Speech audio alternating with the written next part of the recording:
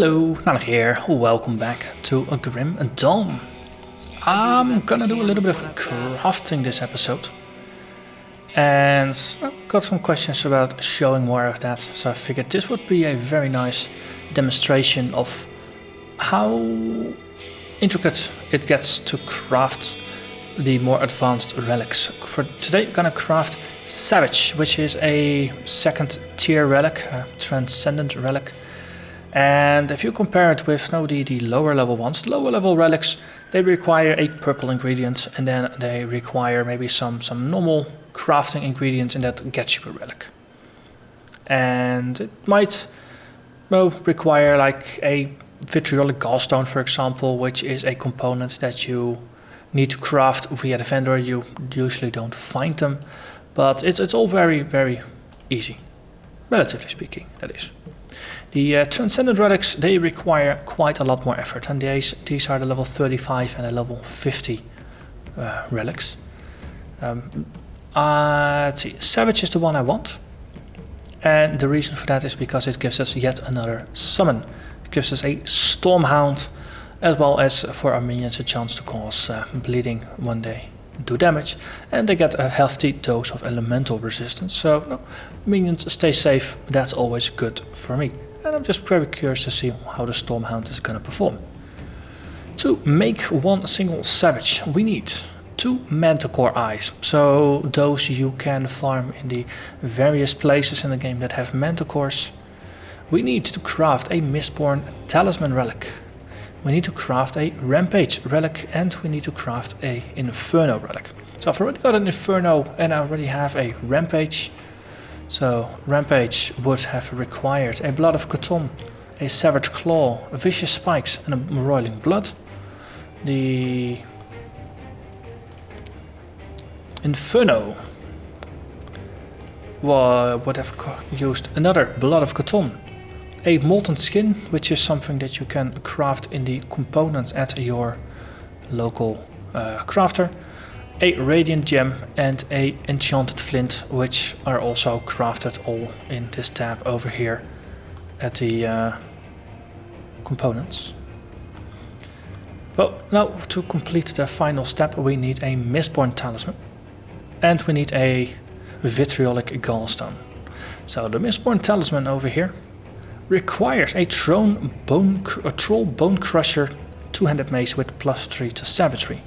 And that is something that drops in the East Marsh. The trolls in there have a pretty good chance of dropping these. So now if you've gone through the East Marsh, chances are you're gonna have one of these puppies. Any will do as long as it is green and has +3 to savagery. So that is good for us. So on top we need a Savage Claw and we need a Vitriolic Gallstone. And that is gonna make it for us. Remember, we needed another Vitriolic Gallstone for the Savage, so I'm gonna craft 2 of those. So first up, the Savage Claw, because those were relatively easy. But you do need 4 pieces, and then merge them to turn it into one. Then we can go over here, and indeed that is the one. So then Vitriolic Gallstone. That is another 4-parter. Need 4 bits, so 1, 2, 3, 4. Combined, that is 1. And this is also nice one to enchant your weapons with if you're doing poison damage, because you do get a decent amount of bonus to poison damage, as well as for your pets that also suddenly start dealing poison damage. I'm gonna craft another one just to make it a little bit easier for us to do the next step. So Mistborn Talisman, 15,000 credits. We craft it, and now we have one Mistborn Talisman over here. Grants us Troll Rage, a replacement for our attack if we would want it. But Savage is what we were here for. And looking at the money, we have 38,000 and we need 37,500 here.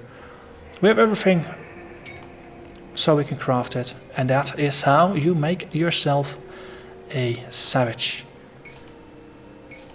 So the normal lower tier relics are relatively easy to throw together, and they're probably going to be the ones that you will be using for quite a while longer.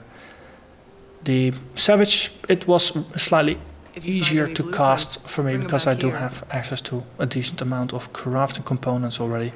But especially if you're new to the game, you're not going to have an inventory full that has been pre-populated by other characters that have been playing on higher difficulties. So no, then just have some patience because it takes a while. But then of course, the Stormhound, granted by the Relic, is a skill. And that gets us another pet. So now we have 3 permanent pets as well as of course the 9 skeletons. So I think we're in a pretty good shape to try and hunt down the Loghorrian. But that's gonna be for another time. So for now I'm gonna thank you very much for watching. And I'll see you again next time. Bye bye.